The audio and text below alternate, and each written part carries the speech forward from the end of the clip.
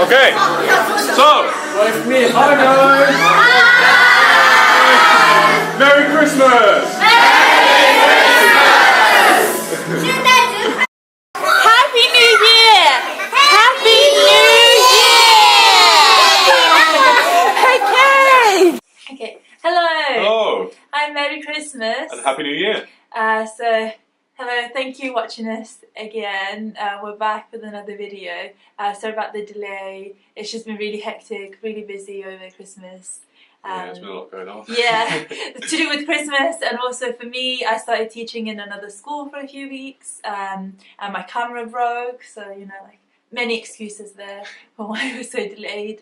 But yeah, we had a really good time over Christmas. Yeah, Christmas was really good. Yeah, we were a bit worried about it being kind of different from what it's like at home, and it was. And in our last video, we talked a little bit about how we thought we might try and deal with that, but actually it was nice, wasn't it? All of the expats on the island pretty much came together, and we had a big Christmas dinner together and had a cheese board and yeah, it was a really nice Christmas dinner. Yeah, it was lovely. We had a homemade Yorkshire pudding. Everything was homemade. Yeah. Because it was all really good. It felt just like home. It was lovely. Yeah, and so we exchanged gifts, which was nice. And then we had New Year, and our company, Pasican, that we work for through Teach English in China. Yeah, they had a big party there, like end of year awards and party things. That was really good. A few people that we met in the camp again, which was nice. And yeah, there were awards as well for like different teachers. So quite a few people in Chongming received awards. Which is nice to see that the company acknowledges teachers' efforts. Also, there was a raffle competition as well, which I won a coffee machine, which I was very happy with. And I won a little Bluetooth speaker thing, which is pretty good as well. Yeah, but yeah, that was all really good. Okay, moving on. Yeah, so the main part of our video today is going to be a bit more teaching focused, because we've talked about lifestyle quite a lot in our previous video. So yeah, it's going to be a bit more teaching focused. So Diana, you teach. Okay, so I teach in high school. Very recently, just before Christmas, I was told that I have to teach in a primary school as well for a shorter time period, just till the end of term.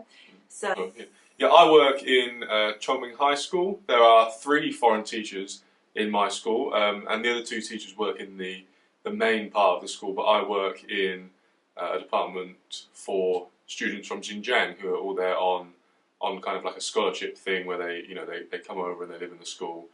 And then it's sort of a better opportunity for them to go and live in this part of China, and they all progress to university at the end, which I don't think is guaranteed if they weren't to come here.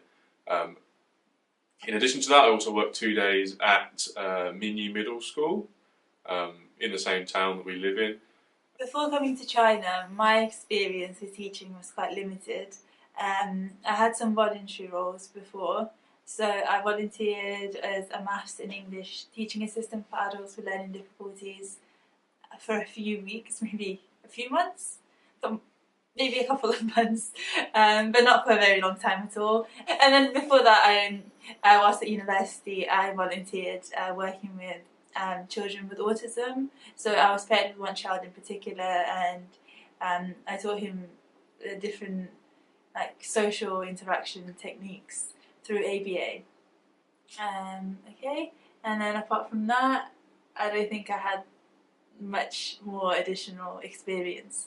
What about you? I have a fair amount of teaching experience coming into this, not in an official capacity quite so much, but I did a physical education degree before I came out here, so quite a lot of my degree was focused on how to interact and coach children, and I also worked for a sports coaching company delivering PE lessons and after school clubs for a long time. So although I have quite a lot of experience dealing with kids and teaching lessons, PE is obviously very different to a classroom setting, and I didn't have terribly much experience of that before, but I do definitely think that the experience I did have put me in a pretty good place to come out here, really, because it definitely wasn't a shock to me, really, I don't think.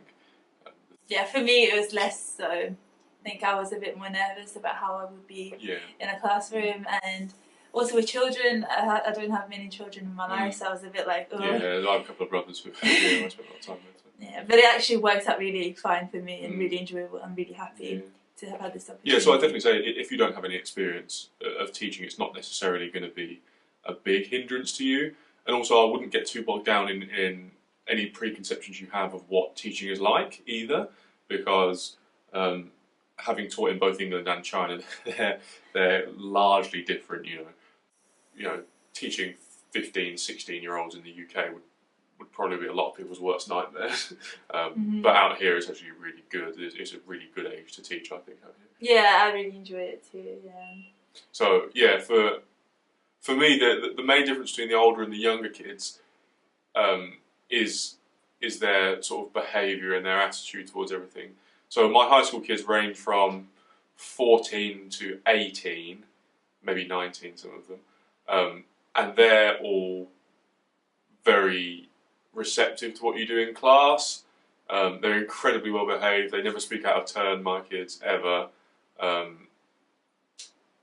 But the flip side of that being that they aren't always the keenest. They're not, with younger kids, you ask them a question and you get 15, 20 of them putting their hands up, dying to answer your questions, wanting to come up to the board and write stuff on the board all the time. Whereas with the high school kids, it's coaxing them out of their shell. And I think you've experienced that too. I think my kids, I wouldn't say they misbehave. I think they're quite funny. They have, a lot of them have really healthy and nice relationships with the teachers. Like one day, it was someone's birthday, so they brought in a giant cake, and then they sort of had a food fight with the teachers. There was loads of cream everywhere around the teacher's office. And yeah, it's much more relaxed, I think. As a teacher here, you'd very rarely be expected to set homework. Yeah, as an English, definitely if you come to Shanghai, definitely you would not be expected to set homework really.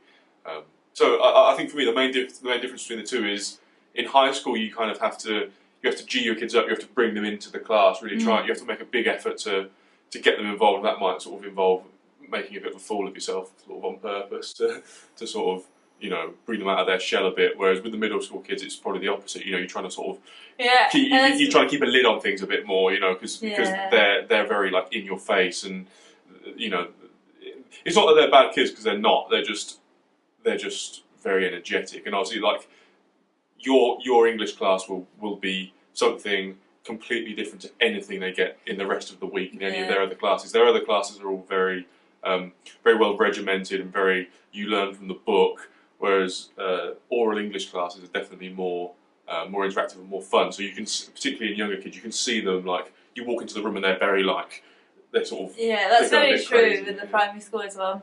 So I think in primary school, sometimes I would do cover lessons as well. So when I'd come in to cover a different teacher's lesson, I would feel like a celebrity. All the kids would run up to me. They would ask for autographs. They would, when I come into the class, they would all clap for me.